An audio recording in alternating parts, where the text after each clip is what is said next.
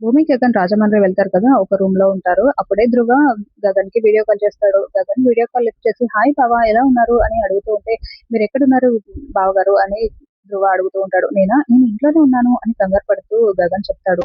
"మీరు ఇంట్లో లేరు. ఆ భూమితో ఉన్నారు రాజమండ్రిలో" అని తార వచ్చి మాట్లాడుతూ ఉంటుంది. "అది కాదు నేను ఇంట్లోనే ఉన్నాను" అని గగన్ చెప్తూ ఉంటే, అప్పుడే భూమి గగన్ పక్కకి వచ్చి, "అవును నాతోనే ఉన్నారు. అయితే ఏంటంట ఇప్పుడు?" అని అడుగుతూ ఉంటుంది. నేను గగన్ గారు లేని జీవితం నాకవసరం లేదు.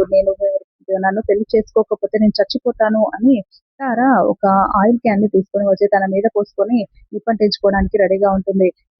మీరు గనక నా చెల్లిని పెళ్లి చేసుకోకపోతే, మా చెల్లి కోరుకున్నది ఇవ్వలేకపోతే నేను బ్రతికి ఉండడం వేస్ట్. నేను కూడా చచ్చిపోతాను అని ధ్రువ కూడా ఆయిల్‌ని మీద పోసుకుంటూ ఉంటాడు.